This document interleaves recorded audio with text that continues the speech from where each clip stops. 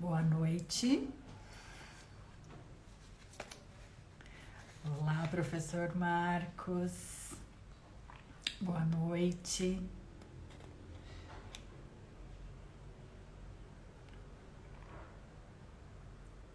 Boa noite a todos. Um minutinho. Olá. Doutora Ana Beatriz, me confirme aí, me dê um joinha se você está me ouvindo bem.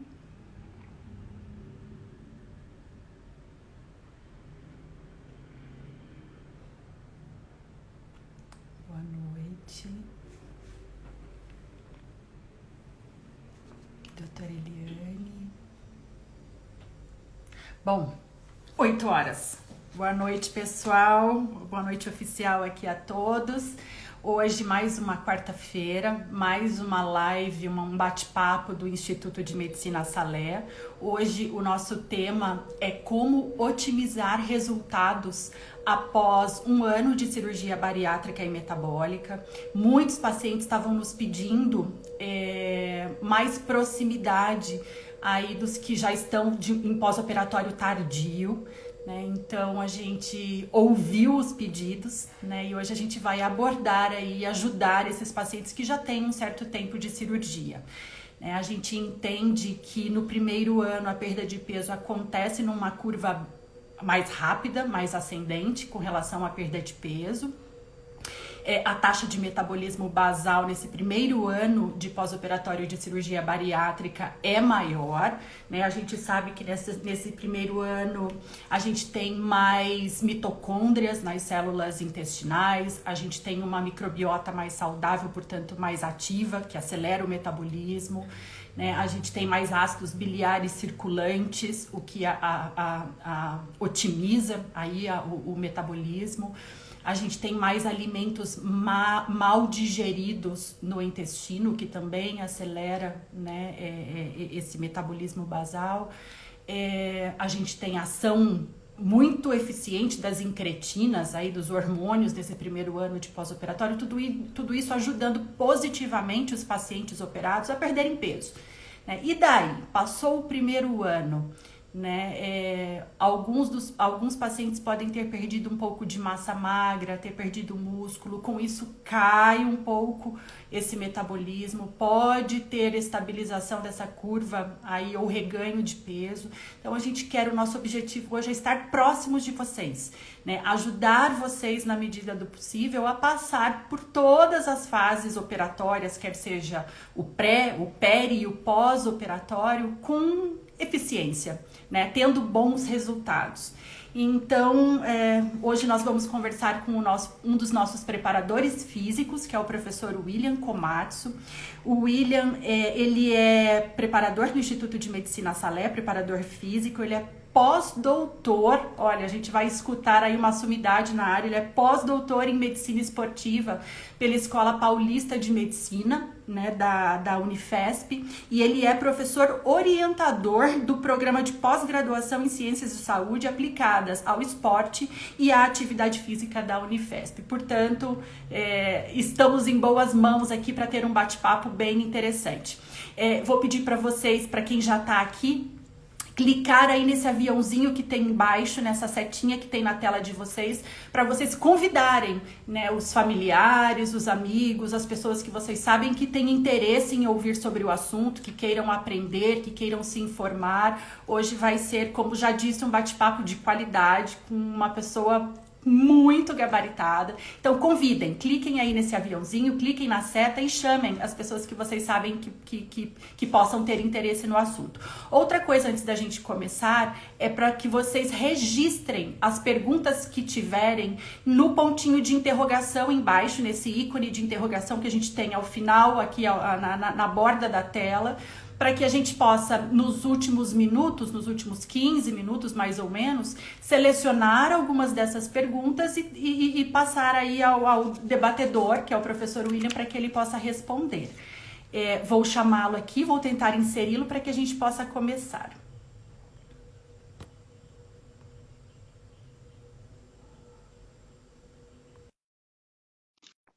Vamos ver se ele entra com facilidade. Professor William, Boa olha noite, ele doutora Margarete. aí. Tudo Boa bem? noite, professor, tudo bem? Tudo em ordem. Deixa eu ajeitar a câmera aqui para ficar centralizado. Tá ótimo aí? A imagem tá Tá, boa? tá tudo Ótimo. bem, eu tô te ouvindo muito bem, a imagem tá Perfeito. boa, né? Já te apresentei, professor Certo. William, eu acho que currículo não falta, né? Eu queria que você, nesse primeiro minutinho, você se apresentasse, né? E nos contasse aí um pouquinho da sua experiência com obesidade, com cirurgia bariátrica, para que a gente possa começar o nosso bate-papo. Ótimo. Primeiramente, obrigado pelo convite, né, de participar dessa live. Sempre um prazer e uma honra participar desse instituto, né, que já está há tanto tempo trabalhando com cirurgia bariátrica. É um centro de excelência, né, em cirurgia bariátrica, e na qual faço parte, né. Eu não vou me lembrar muito ao certo quanto tempo, mas eu provavelmente acho que deve estar chegando uns 10 anos que eu já trabalho no Instituto Salé, ou Clínica Obesimed. Meus estudos começaram, né, com diabetes e exercício. Eu fiz meu mestrado, fiz meu doutorado, e isso está ligado muito à obesidade, diabetes tipo 2, né, e agora eu finalizei meu pós-doutorado na parte da medicina esportiva, que tudo contribui, mas essas doenças crônicas, eu sempre fui muito empolgado em trabalhar com essas doenças, né.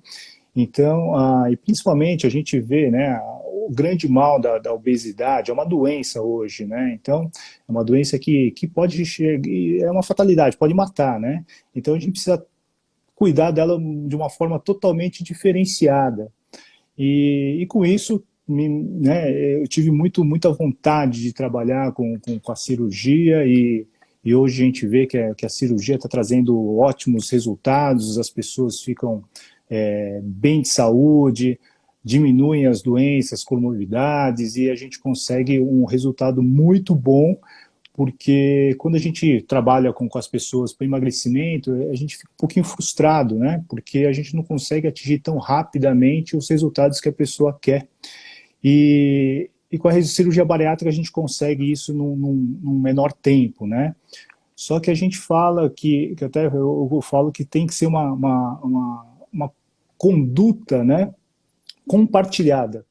Então, além de a gente ter uma equipe Uma transdisciplinar. responsabilidade compartilhada, né, Exatamente, professor? né? Então não dá para a gente simplesmente ficar esperando da equipe transdisciplinar, que é excelente. Eu acho que hoje em dia qualquer doença tem que ser tratada com uma equipe, né? Multi, inter, transdisciplinar, né? E acho que é fundamental. E com isso a gente vê justamente esse sucesso, né? No pós-operatório.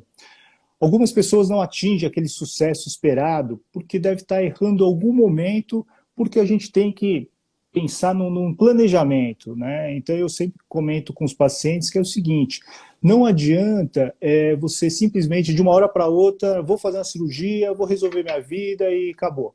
Né? Eu acho que tem que ter todo um planejamento, como se a gente fosse mudar de casa, porque na verdade a cirurgia é uma cirurgia que vai mudar de vida, né?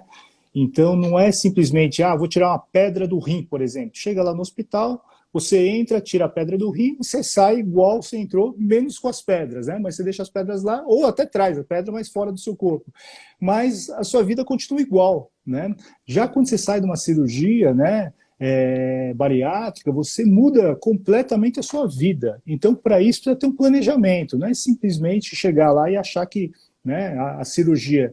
Então a gente fala muito disso, de você ter uma avaliação com a equipe transdisciplinar pré-operatória, que isso eu acho que é o mais importante, né? E eu até falo com os pacientes, né? A primeira consulta que eles chegam comigo ou com qualquer outro membro da equipe, a cirurgia dele começou naquele momento, né?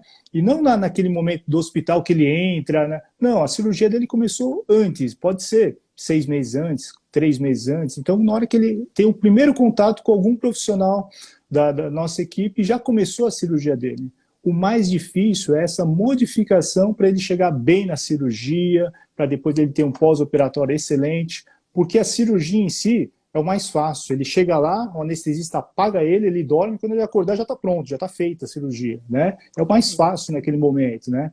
E o duro é você ter uma preparação pré-operatória e no pós-operatório também. Então aí é uma cirurgia mais complicada, né? Um pré-operatório bem feito é um preditor, né, de bons resultados. Um paciente bem preparado, bem consciente, né, tende a ter melhores resultados em longo prazo, né, que é o nosso tema hoje, é trabalhar esses pacientes tardios. Exatamente, né, mas não isso. tem como a gente começar essa live hoje, esse bate-papo, sem informar novamente que a obesidade é uma doença incurável, crônica, inflamatória, letal, né, que precisa de tratamento a longo prazo, precisa de equipe transdisciplinar especializada.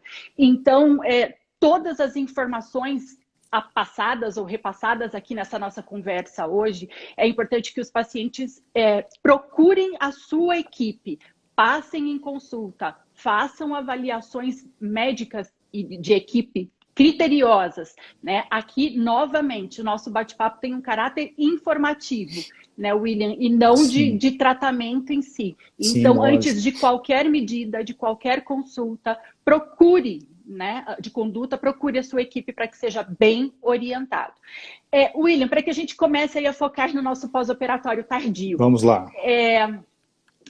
Independente da fase aí desse pós-operatório tardio, 1 ano, 1 ano e meio, 2 anos depois, quando ele chega no consultório, né, nesse pós-operatório tardio, o que é importante para a equipe avaliar nesse paciente? Ele pode chegar sem nenhum exame, sem nenhuma avaliação e a gente já vai ter uma conduta aí a ser prescrita? Isso é muito complicado, né? Então esse paciente fica abandonado, né? Que na verdade ele acaba fugindo da gente com medo de alguma represália, de a gente pegar no pé dele, que ele teve algum reganho de peso, alguma coisa assim. Então é fundamental que ele volte com a gente, que a gente faça uma avaliação, né, dele, a equipe inteira faz, desde a parte da nutrição, a psicologia, né? A gente pode fazer na parte de a preparação física, na parte de educação física, a gente faz avaliação física em relação à composição corporal. Então a gente precisa ver realmente, né, o peso que ele estava antes da cirurgia e agora o peso que ele se encontra. Então será que realmente ele perdeu aquela quantidade de peso adequada? E aquela perda de peso, será que foi perda de peso em relação ao músculo ou à gordura? Né? Que é essa grande briga, né, em relação a se você perde músculo ou perde gordura. Porque o peso da balança não importa muito, porque você pode estar com peso, né, perdido ali, mas em compensação você perdeu mais massa muscular, mais músculo e não perdeu tanta gordura. Então se você for analisar o percentual de gordura, pode até aumentar o percentual de gordura com menos peso na balança, né? Então é fundamental que faça uma avaliação, né, com toda a equipe, e aí a equipe vai começar o direcionamento, se vai precisar mais uma orientação mais nutricional, se vai faltar, se não está fazendo atividade física, aí vai para a equipe da preparação física, se ele está com problema mais psicológico, vai para a equipe da psicologia, né, e a gente vai direcionar para onde que ele está tendo alguma falha no tratamento. Para que a gente possa começar aí a prescrever, a ter nossas condutas, a gente precisa, puxando a sardinha para o meu lado, né? A gente precisa de exames, né? Exames de sangue, exames séricos, os cirurgiões precisam de exames de imagem, né? Uma endoscopia, uma ultrassonografia, enfim, exames de imagem para avaliar aí a cirurgia em si. E o preparador físico, quais são as análises, os resultados que ele precisa ter para avaliar bem esse paciente e definir a conduta ou prescrever os exercícios mais adequados?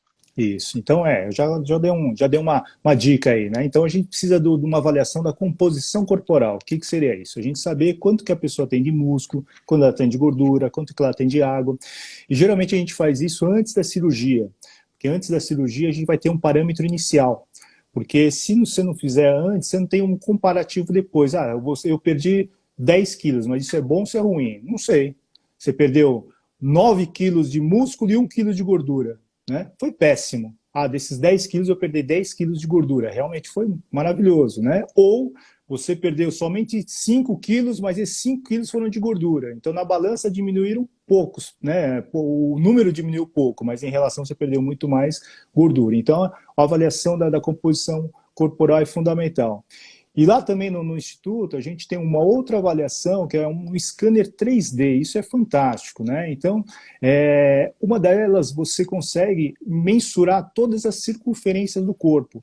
né? Então, seu objetivo é fazer uma cirurgia justamente para você diminuir circunferências, né? E para a gente ficar passando a fita, né? Um braço direito, braço esquerdo, perna, a gente perde muito tempo. Então, a gente tem esse scanner 3D, que é né, um equipamento fantástico, que a pessoa, em menos de 1 minuto, 30 segundos praticamente, ela fica em pé e uma plataforma gira e faz um scanner dela. E com isso sai todas as medidas do corpo, isso é fundamental para depois a gente comparar, e depois a gente consegue sobrepor uma imagem, né, na outra, e fora isso também sai um percentual de gordura que é interessante, juntamente com taxa metabólica basal, tudo isso, né? E com esse equipamento a gente consegue também visualizar, então se ele quer, a gente coloca uma meta de perda de peso ou perda de gordura, a gente consegue colocar lá. E aí a gente consegue determinar, dependendo da atividade física que a gente colocar para esse paciente fazer nesse período, a gente sabe em quanto tempo ele vai atingir esse peso que ele quer que perca, né, em relação à gordura. Então, se ele vai fazer 2 vezes por semana, vai demorar 8 meses. Se ele fizer 3 vezes por semana, abaixa para 6 meses. Se ele fizer todos os dias, abaixa para 3 meses. Então, a gente consegue, né, adequar e aumentar a velocidade no pós-operatório, que todo paciente quer justamente isso, chegar logo na sua meta, no seu peso, né? Então é fundamental, né? Professor William, e a pergunta que vale ouro, qual é o exercício ideal? Ele existe? Vamos lá! Qual o melhor exercício? Qual é o exercício ideal? Então, na verdade, isso é uma grande briga em todas as doenças, né, crônicas que a gente trabalha, desde o diabetes, obesidade. Então, na verdade, não existe nada muito certo, muito ideal, né? É justamente isso e acabou, né? Então, hoje, para cirurgia bariátrica, a gente recomenda, não só para cirurgia bariátrica, então vamos fazer uma parênteses aqui, não só para a doença obesidade, a gente recomenda a melhora da massa muscular. Então, um exercício que gere mais massa muscular é um exercício que você vai ter o melhor benefício. Por quê? Porque a partir dos 30 anos de idade, infelizmente, a gente começa a envelhecer. E com isso a gente vai perdendo massa muscular. Então é uma descida bem rápida até. Então se a gente conseguir fazer um exercício que a gente mantenha a massa muscular, já estamos bem. Se a gente conseguir aumentar essa massa muscular, já estamos no lucro. Que exercício então, hoje, é esse? Exercícios que a gente faça força, que tem uma resistência. Então, quais são os exercícios? O básico, que todo mundo conhece, a musculação. A gente tem os exercícios funcionais, tá? A gente tem os exercícios localizados. Então, uma grande vantagem, né, dessa pandemia, né, teve uma pequena vantagem. Qual seria? Que nós vimos que as pessoas não dependem muito da academia, dos equipamentos, daquela coisa de, eu só posso fazer exercício na academia. Não, a gente pode fazer exercício em casa e a gente consegue o quê? Uma resistência para melhorar a massa muscular, a melhorar a força. Então a gente precisa pensar justamente nisso. Então fez um exercício para melhorar músculo, fez um exercício para melhorar cardiorrespiratório, pulmão, coração, tudo isso que seria o quê? Um exercício aeróbio, tá? Mas dependendo do nível, né, de obesidade que a pessoa está, não é muito recomendado, porque ela geralmente já tem um problema no pé, no tornozelo, no joelho, e aí pode ter uma dorzinha que não seja muito, não traga muito benefício em relação à dor, né, o malefício que está fazendo em relação à sobrecarga em cima desse pé, desse joelho. Tá? Um exercício de flexibilidade é fundamental, porque quanto mais flexibilidade a gente tem menos riscos de lesões, né? E exercício de coordenação motora também, de equilíbrio, que a gente vai sempre perdendo um pouquinho conforme a idade. Então, focar nos exercícios que a gente faça força, tá? Ok. E estando em casa, professor, em isolamento, ótimo. Vai, a vida está voltando ao normal lentamente, né? Mas não temos peso, não temos TRX, TRX ou TR4, TRX, né? TRX, isso, TRX. É isso. Como fazer força em casa? Então, o grande problema é esse, né? A gente, ou você começa a comprar equipamentos, ou halteres, que também você vai evoluindo, porque o grande problema do exercício resistido, que a gente chama, do exercício, né, que a gente faça força, é a intensidade da carga. Então não adianta você ficar com a mesma carga o tempo todo. Seu músculo vai se adaptando. Então você não gera mais um estímulo tão eficaz que você desenvolva, né, o anabolismo, que a gente chama, a melhora da massa muscular, o desenvolvimento da massa muscular. Então a gente tem que dar intensidades, né? Então, se a gente está em casa, o que a gente pode pegar? Um saquinho de arroz de 1 quilo, 2 quilos. Eu até peguei aqui, por exemplo, né, uma garrafa. Essa garrafa tem 2 litros.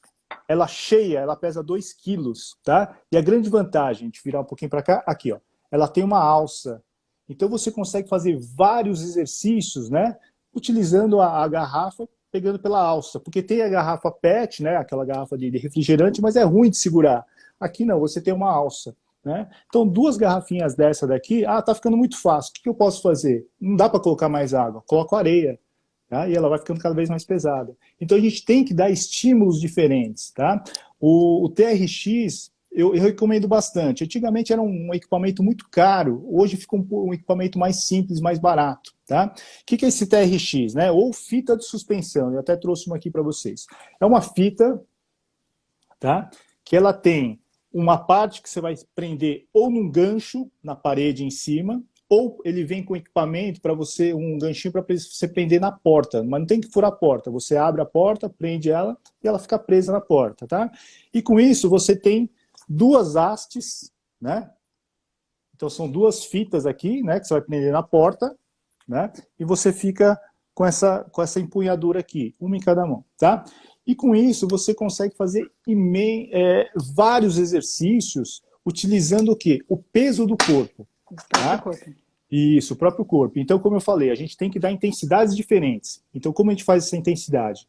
Vou comprar 1,2 kg, né, um pezinho de 2, 3, 4 quilos. Com esse equipamento, você, de acordo com a sua inclinação, você deixa, né, mais pesado ou mais leve, tá? Então, quanto mais próximo à parede, quanto mais, né, você tiver mais na vertical, mais fácil fica para você fazer o movimento. Enquanto você estiver mais inclinado, mais difícil fica fazer o movimento. Então, você consegue fazer exercícios de costas, de peito, de coxa, de abdômen, agachamento. Você consegue, hoje na internet, pelo YouTube, você consegue ver vários exercícios aí. Então, é um equipamento muito bacana. Antigamente era caro, hoje você, pelo Mercado Livre você compra, não precisa nem sair de casa, você consegue ter esse equipamento aí, tá? E é muito eficaz por causa disso.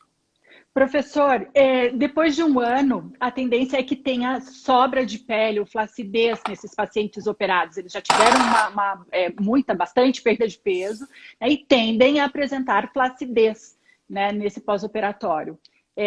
A atividade física resolve flacidez de pele ou não? Isso é uma pergunta muito difícil, né, a gente responder isso. Então, a pele é uma coisa muito individual, né? Então, tem gente que vai para a praia, fica, né, vermelho, roxo, cor-de-rosa, outros ficam morenos, né? Outros se machucam, formam um queloide, outros não. Então, a pele é uma coisa muito individualizada. Então, para algumas tem mais elasticidade, tem mais queratina, tem mais colágeno, outros não tem tanto, outros são mais peles mais ressecadas. Então, isso é muito complicado a gente, né, simplesmente falar, a sua pele vai voltar totalmente. Não dá para a gente garantir nada, né? Então, também depende do grau de obesidade que essa pessoa atingiu, né? Então, tem pessoas que não atingiram tão grau de obesidade e tem outras que, né, simplesmente, né, ficaram muito obesas e com certeza não vai voltar tudo isso, né? Mas, nas primeiras consultas, os pacientes perguntam sobre isso. Falam assim, isso é uma etapa depois, vamos se preocupar agora na sua saúde, né? Você melhorando, você deixando de tomar o remédio para diabetes, para hipertensão, isso já é uma grande vitória. Depois a gente vai pensar na pele, que é uma parte mais estética, mas o exercício com certeza vai ajudar muito, muito nessa fase aí também, tá? Mas não dá para garantir. Professor, e a gente recebe também pacientes, né, em pós-operatório tardio que dizem, doutor, eu perdi peso, emagreci, mas eu fiquei com uma gordurinha aqui na axila, fiquei com uma gordurinha, né, nos glúteos que eu não estou gostando. Existe algum exercício, professor William, que transforme gordura em músculo? Isso é uma coisa muito difícil, né? Essa gordura localizada, né? essa terrível gordura localizada, né? Então, infelizmente, a gente não consegue queimar gordura localizada. Então, o abdominal, o exercício abdominal, né, não vai tirar gordura do abdômen, infelizmente. Tá? Você sempre, quando você elimina a gordura, você elimina pelo corpo inteiro. Então não existe você fazer um exercício específico para melhorar aquela gordurinha que está lá. Tá? Então a gordura que está lá, ela nunca vai se transformar em músculo. Um exemplo muito prático disso, vamos falar, todo mundo já comeu picanha aqui. Aquela gordura da picanha, e tem a carne. Então aquela carne nunca vai virar gordura, e aquela gordura muito menos vai virar carne. Tá? Então não tem como, são coisas diferentes. Então você elimina um e ganha o outro. Tá? Mas essa parte de que as pessoas falam, vamos transformar a gordura em músculo. Impossível, não tem como. Né? Aquela gordura da picanha virar carne, não tem como. Então a gente precisa prestar muita atenção nisso. E aí a gente precisa o quê? Fortalecer, fazer um exercício global, aumentar o seu gasto energético, né? Voltando um pouquinho na nossa avaliação da composição corporal, alguns exemplos que a gente costuma dar. Então, o que acontece depois da cirurgia? Você vai perder, né, o paciente vai perder peso, ela vai perder gordura, mas pode perder músculo. Se perder gordura, ótimo, excelente. E o problema é se perder massa muscular. Então, o grande problema de perder massa muscular é que aí você acaba o quê? Diminuindo o seu metabolismo basal. O que é isso? A taxa metabólica basal. É uma quantidade de energia que você gasta quando você está em repouso. Dormindo. Então, quando a gente está, dormindo, quando a gente está em repouso, a gente gasta energia. Se a gente gastar muita energia em repouso, a gente não engorda. Agora, se gastar pouca energia em repouso, metabolismo lento, a tendência é aumentar o peso. Tá? Talvez uma das grandes dificuldades, né, que as pessoas, né, que os nossos pacientes procuram é justamente isso, já é um metabolismo muito devagar. Tá? Diferente daqueles lá, todo mundo conhece aquele magrinho, né, que tem raiva, que come e nunca engorda, porque o metabolismo dele é muito acelerado. Né? Então, essa pessoa que procura a gente para fazer a cirurgia, o que acontece? Por exemplo, eu vou falar em números aqui. Ele tem um metabolismo, né, de repouso em torno de 1.500. Então, ele gasta em repouso 1.500 calorias. Só que o referencial para ele tinha que gastar de 2.000 a 2.300 calorias. Grosseiramente, ele deixa de gastar em repouso 500 calorias. O que quer dizer essas 500 calorias? É como se ele estivesse, né, dormindo e ele deixa de gastar 500 calorias. Então, ele acorda como se já tivesse feito uma refeição de 500 calorias. Então, para ele emagrecer, ele teria que gastar aquelas 500, aí zera para gastar mais do que ele consumir durante o dia. Por isso que a pessoa não consegue emagrecer. Tá? E como a gente faz para aumentar esse metabolismo? A gente tem que ter uma relação, uma diferença entre mais músculo e menos gordura no corpo. Então, quando tem uma diferença entre os dois, o metabolismo acelera. Pode ter até muito músculo, mas se tiver muita gordura, a diferença é pequena, então o metabolismo já fica devagar. Ou já tem mais gordura do que músculo no corpo, aí o metabolismo é muito lento. Então, a gente tem que inverter essa situação. Então, diminuir gordura é muito difícil, mas a cirurgia vai ajudar. Só que a cirurgia também pode o quê? Diminuir o músculo. E o que vai acontecer? Vai diminuir o peso da balança, mas o metabolismo vai ficar lento ainda. Então, não vai conseguir perder peso adequadamente, vai perder gordura adequadamente. Então, o que a gente tem que fazer? Aumentar essa massa muscular. E como a gente aumenta a massa muscular? Com exercício. Que tipo de exercício? Que eu já falei, exercício de musculação. Então, não perca muito tempo agora fazendo exercícios aeróbicos, caminhada, bicicleta, esteira, essas coisas todas. Por quê? Porque esse exercício aqui não melhora o músculo. Esse exercício melhora o cardiorrespiratório, cardiovascular, né, coração, pulmão, circulação, mas não melhora o músculo. Então, antes da cirurgia, é fundamental que você faça o quê? A musculação. Para você tentar melhorar esse músculo ou preservar esse músculo, um músculo mais ativo, você tem menos chance de perda. Então, preservar esse músculo e deixar cair só a gordura. Aí sim.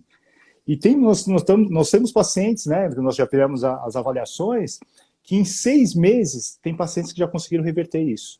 Tem pacientes que em 1 ano, tem pacientes que nem 1 ano, porque não fazem exercício. Eles vão perdendo peso, vão perdendo massa muscular e gordura ao mesmo tempo. E aí eles estão lá com peso até que razoável de 70, 80 quilos, mas um metabolismo lento. E aí o que acontece? Flacidez também, muita gordura, né? Professor, e adianta aí dentro desse conceito que você acabou de discursar, adianta treinar, fazer musculação, correr, enfim, ter uma vida ativa de segunda a sexta-feira e jacar, assim, um termo bem popular no final de semana e achar que pode, que merece, né, comer de tudo, beber suas tulipas de chopp, enfim, fecha essa conta matemática, mesmo fazendo atividade física e cuidando só disso isoladamente? Não tem como, né? Então não dá pra gente focar só na alimentação, não adianta fazer, vou fazer uma dieta super perfeita, né? não vai ganhar massa muscular. Também não adianta fazer só exercício e não focar na alimentação. Então não adianta, tem que ser, né, um conjunto total aí com exercício, com uma alimentação adequada. Então é aquilo que eu falei no início, tem que ter um planejamento, não é simplesmente chegar lá e querer fazer de qualquer jeito que o negócio não vai andar. Né? Então tem que focar mais nessa parte mesmo de exercício e alimentação, não tem como. Né? Muitos pacientes nos perguntaram aí quando a gente abriu a caixinha de perguntas com relação ao receio com relação à alimentação. Será que eu estou comendo muito? Será que eu estou comendo pouco? Eu estou sem parâmetro, né? Depois de um ano, até quanto eu posso comer? O que é o ideal em termos de alimentação? De uma forma muito genérica, né? E simples, e fácil, e didática, é vocês saberem desenhar o prato de vocês. Metade desse prato, eu sempre gosto de dizer, metade do prato tem que ser proteína, né, doutor? E proteína é tudo que vem de origem animal. Carne, peixe, frango, alguns grãos, feijão, grão de bico, enfim, queijos, embora a gente não goste de laticínios junto com o ferro da carne, porque eles competem entre si, mas são fontes proteicas. A outra metade do prato divide, né? Metade para vitaminas e minerais, que entrariam aí as saladas e as frutas, e a outra metade, ou 40% desse prato, para carboidratos bons, né, que seriam o arroz integral, as massas integrais, né, que é uma boa medida e uma boa orientação de forma prática com relação à alimentação saudável, um prato saudável. É importante, além da atividade física, suplementar proteína, isso é uma regra para o paciente operado. Hoje em dia está na moda perguntarem, né, se com tudo isso de suplementação que a gente faz, e a gente sempre está falando da suplementação proteica aqui, se os pacientes em pós-operatório correm o risco de desenvolver alguma insuficiência renal por essa suplementação proteica. E não, gente, a resposta é não por isso, né? Não pela suplementação. Nós suplementamos porque o paciente operado, principalmente de bypass, ele não consegue ingerir a quantidade mínima de proteína diária. Né? Por isso, a gente precisa complementar com o suplemento proteico. Muito difícil um paciente conseguir superar a recomendação diária de proteína, que vai de 1,3 gramas até 2 gramas, mais ou menos, de proteína por quilo de peso ao dia. Isso é muito difícil, né? Para qualquer pessoa, imagina para quem tem um estômago reduzido. Né? Então, vocês não correm aí esse risco, né, professor? E outra coisa, a gente tem na nossa prática clínica muitos pacientes que nos relatam: eu faço exercício, depois de um ano, né, eu corro e eu estabilizei, não perdi mais peso. O que eu posso fazer para reverter isso, para voltar a perder peso? Né? É o famoso e temido platô aí do pós-operatório. O que você diz a respeito?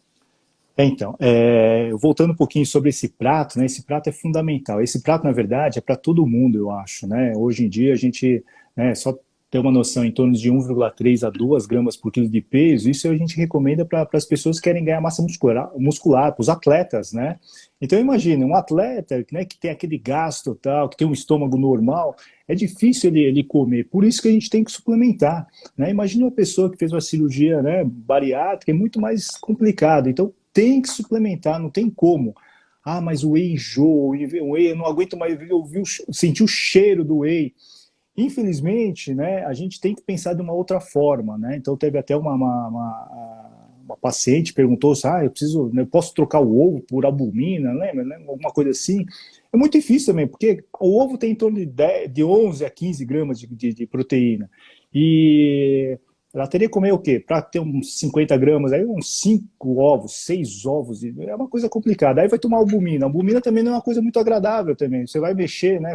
Um líquido, né? Você vai colocar no líquido, vai formar aquela espuma, não é uma coisa muito agradável. Então, infelizmente, as pessoas acabam sofrendo muito para a ingesta de proteína, né?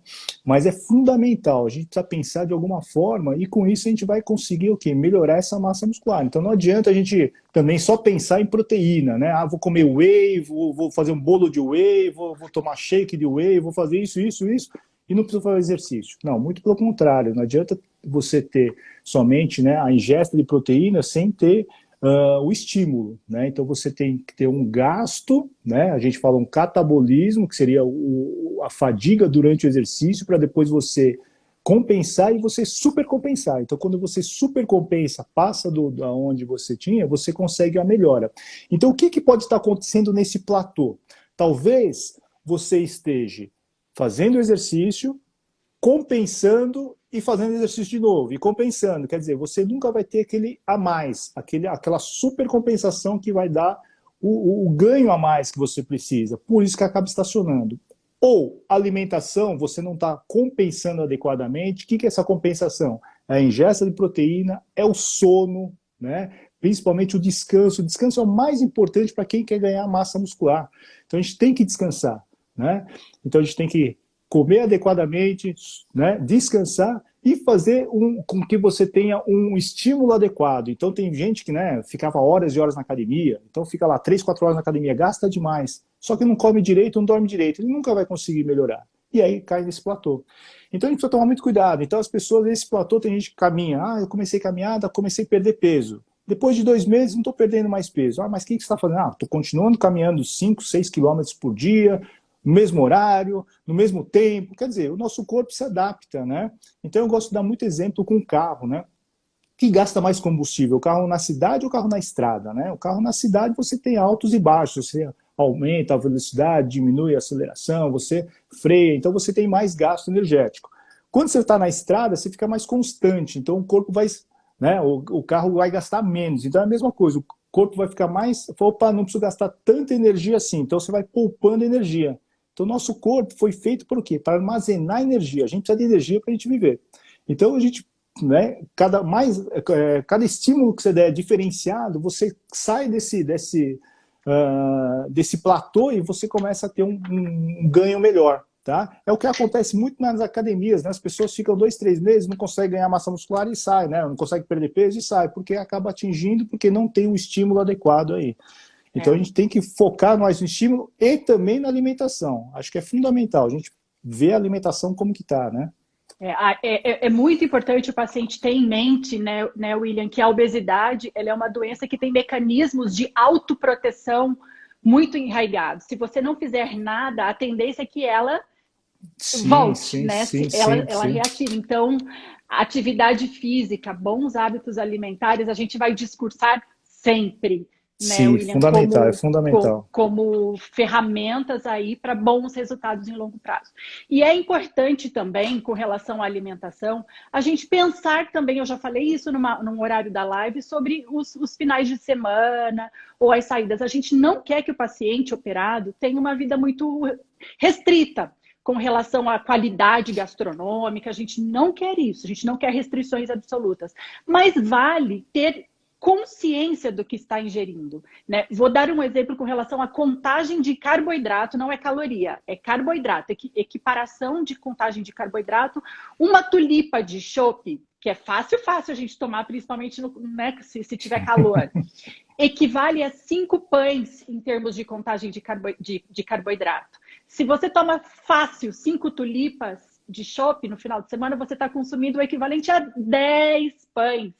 Né, com relação a carboidrato. Então, tudo isso faz diferença também. Não adianta você correr no parque, né, se você não está fazendo boas escolhas. Sim. Né?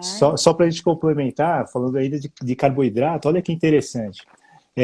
Todo mundo sabe o que é glicemia, né? A glicose no sangue, né? Que no diabetes aumenta bastante, né? Então, se você come, a tendência é aumentar a glicose.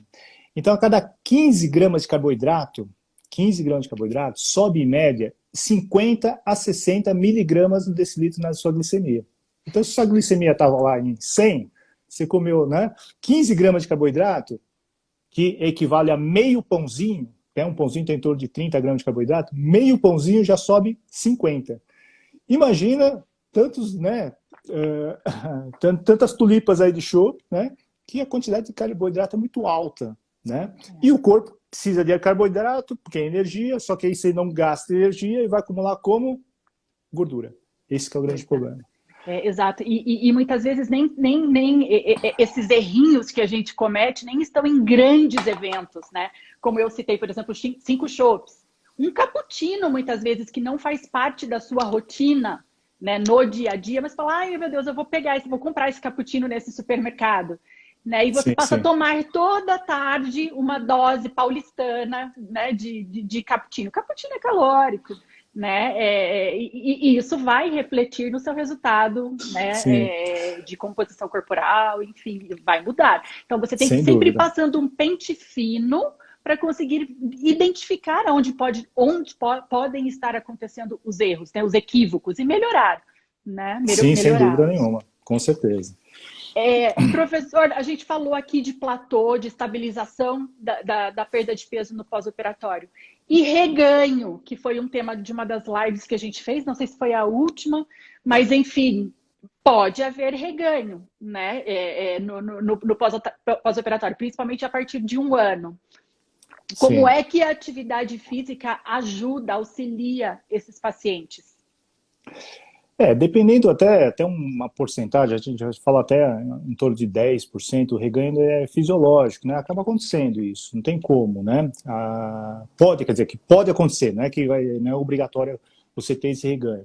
Mas se você tiver um reganho de peso, que a gente falou, né? Que você pesa na balança, tem um valor ali, mas se tiver um reganho de peso em relação à massa muscular, que você melhorou sua massa muscular, tá? Isso é muito bom, né? Porque é muito difícil ganhar massa muscular, principalmente depois da cirurgia, né? Porque antigamente você comia um bife, hoje depois você come uma carninha, né? E aí você vai suplementar. Então é muito difícil um ganho de massa muscular. Então a grande briga é você manter sua massa muscular. Então, se você conseguir manter, já está no lucro.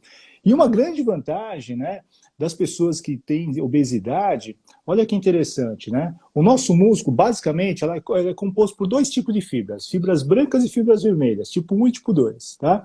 Então, o que acontece?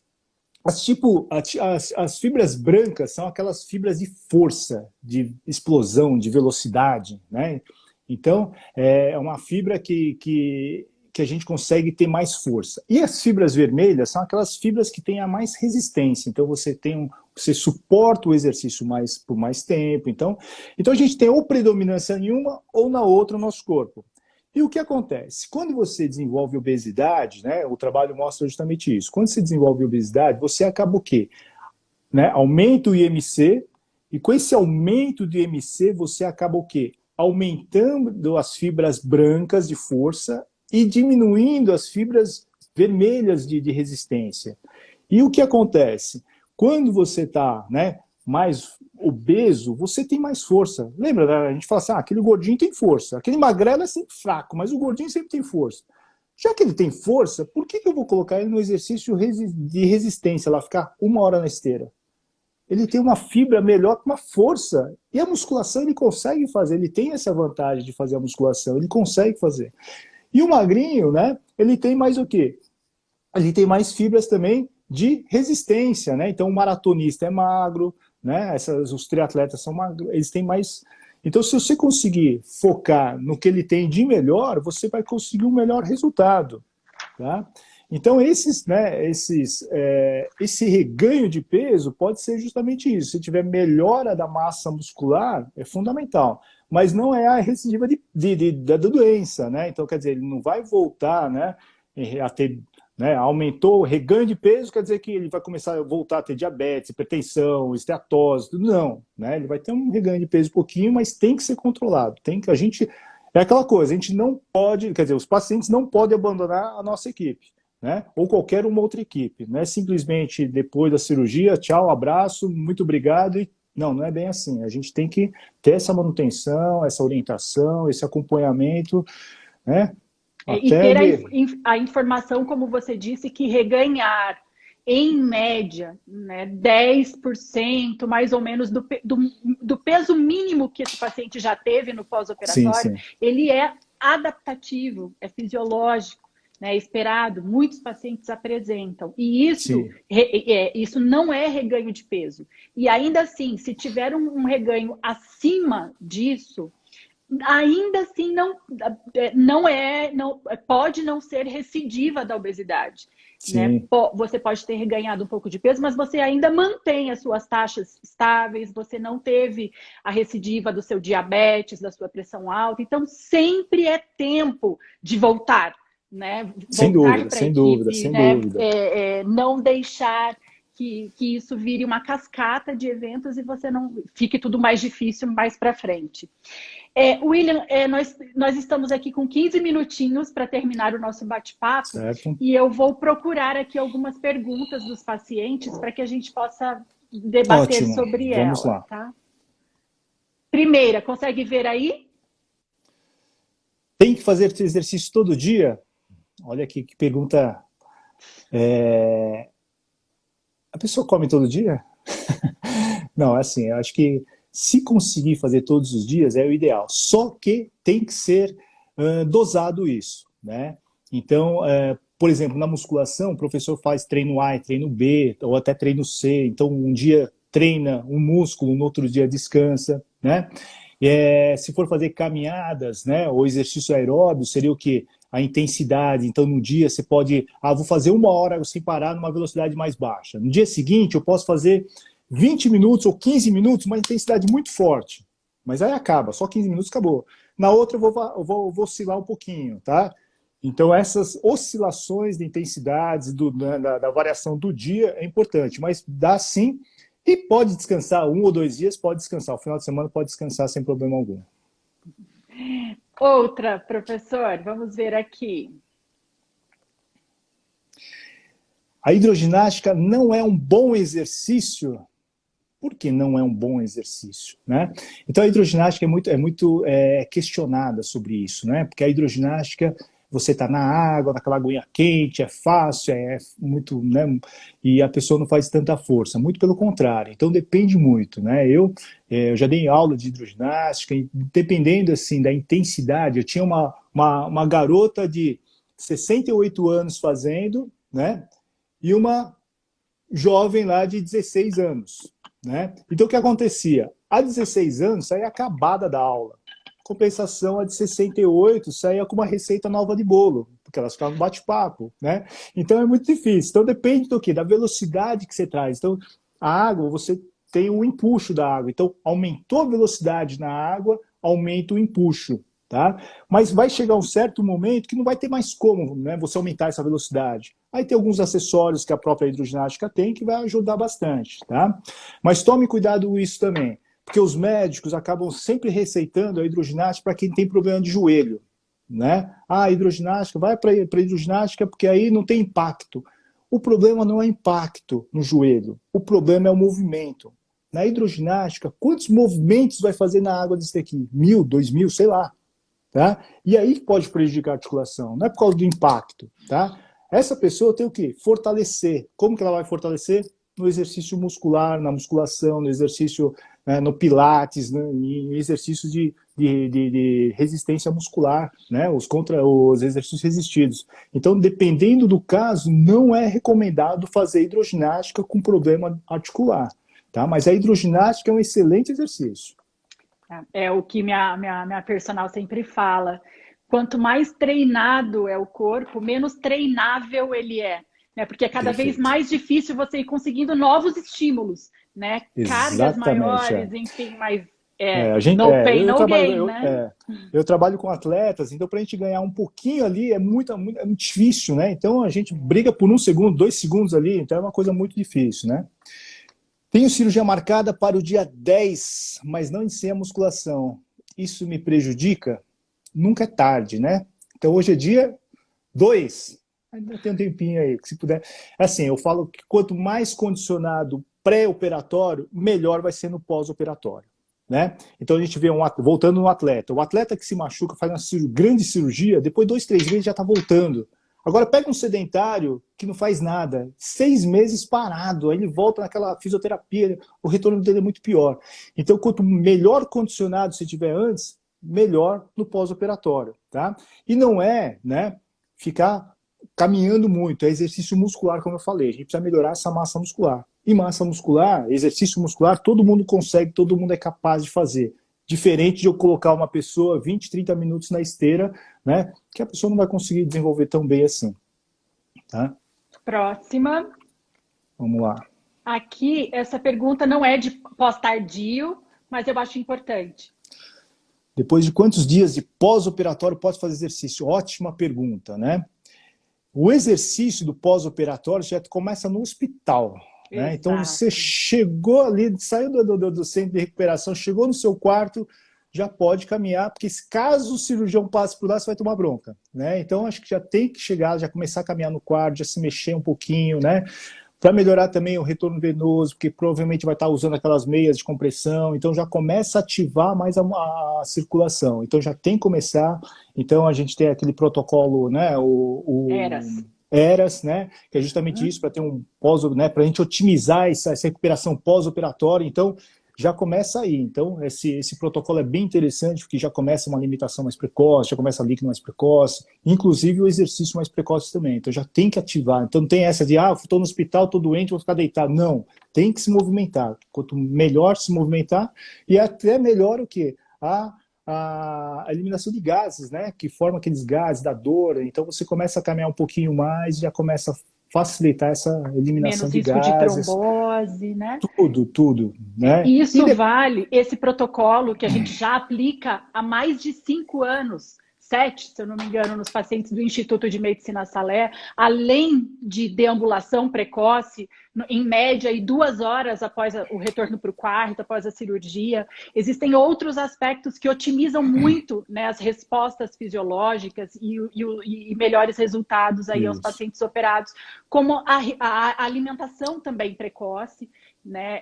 Os pacientes recebem líquidos no quarto até 2 horas depois da cirurgia. Então, voltar à atividade física, voltar a se alimentar dentro da consistência e do volume liberados, né? São importantes para boa recuperação. A gente tem mais um pouquinho de tempo e eu vou colocar uma pergunta aqui. Só aproveitando, né? Porque esse pós-operatório. Então, assim, chegou em casa, tem que fazer caminhadas, tá? Então começa a caminhar 10 minutos, 2, 3 vezes ao dia, né? E depois na segunda semana pode aumentar para 20 minutos, vai aumentando progressivamente, até o retorno com o cirurgião. Retornou com o cirurgião vai examinar e fala assim, tá tudo em ordem, já está liberado. O que você já pode fazer? Já pode começar a fazer a musculação, tá? Só com algumas restrições. Não pode fazer aquele exercício de leg press, né? Aquele que força muito. Evita agachamento, evita exercícios abdominais, tá? Aí depois no segundo mês já pode colocar algum exercício, né, abdominal, mas de preferência sem peso, não faça no chão. Tem alguns equipamentos agora que você faz sentado, então você deixa uma carga bem levinha, só para fazer o movimento, tá? E a partir do terceiro mês, se tiver tudo em ordem, já pode fazer quase todos os exercícios musculares, tá? Se não teve nenhum problema na cicatrização, aí já pode fazer todos os exercícios. Sempre acompanhar com o cirurgião para ver se está tudo em ordem. Se tiver, a gente já vai orientando. Isso a gente faz lá no Instituto de Medicina Salé, a gente já vai orientando que tipo de exercício pode fazer, que momento que você está liberado para todos os exercícios, tá? Consigo fazer, para terminar com uma pergunta de chave de ouro. Já que eu faço yoga, por favor, coloquei essa pergunta para a resposta funcionar para mim também. É muito difícil, tá? Por quê? Porque é justamente isso que eu falei para vocês. A gente consegue, né, ganhar força, ganhar massa muscular através de estímulo. Então, o yoga, o grande problema do yoga, né, é que é o peso do corpo, né? Algumas posições você acaba exigindo mais, que você acaba, né, posicionando o corpo de uma forma que você tenha que fazer mais força, porém é a mesma velocidade. Por que eu estou citando a velocidade? Olha que interessante. Antigamente, hoje a gente pensa, que eu estou falando agora, a gente aumentar a intensidade. Então, a intensidade a gente pensa o quê? No peso, na carga. Colocar 5 quilos, 10 quilos, 20 quilos. Só que se a gente for pensar, a gente quer desenvolver força, e desenvolvendo força, provavelmente a gente melhora também a massa muscular. Força tem uma fórmula que é bem recente, que é da segunda lei de Newton. Força igual a massa versus aceleração. Se a gente quer desenvolver força, o que a gente faz? Aumenta a massa só e mantém a aceleração constante. Só que se a gente abaixar aqui, deixar a massa constante e aumentar a velocidade, o que vai acontecer? Nós vamos desenvolver força também. Então, alguns exercícios hoje que as pessoas até fazem, não sabem nem por que estão fazendo, né? É aquele saltar no caixote. Por que a gente está saltando no caixote agora? Porque você está com aquela massa constante, que é o seu peso, mas aumentando a velocidade. Então, você desenvolve força também. Tá? Então, se você conseguir fazer exercícios que você não consiga aumentar tanto o peso, aumente um pouquinho mais a velocidade. Faça um movimento que a gente chama concêntrico, né? Mais rápido, aí volta devagar. Rápido e volta devagar. Tá? E aí você consegue também desenvolver força. Tá? E é um sistema novo, só que muito antigo, né? Que ninguém pouca gente pensou nisso, mas a gente consegue desenvolver força, massa muscular, melhorando. Então, o grande problema da yoga é que a gente mantém a massa constante e a aceleração constante e não consegue desenvolver tanta força. William, antes das suas considerações finais, porque nossa live vai cair daqui a uns pouquinhos minutos, em 1 minuto você consegue responder se existe diferença de exercício ideal ou adequado para pacientes que fizeram sleeve e bypass? Não tem nenhum exercício, né? Eu acho que é fundamental exercitar, né? Eu acho que até a gente tem que se mexer, a gente tem que deixar de ser sedentário, eu sou sedentário, então não quero fazer musculação, então faça uma caminhada, faça alguma coisa, se mexa, né? E acho que até para finalizar, acho que você vai deixar algumas palavrinhas finais, eu vou finalizar bem rapidamente, né? O feito talvez seja melhor que o perfeito, né?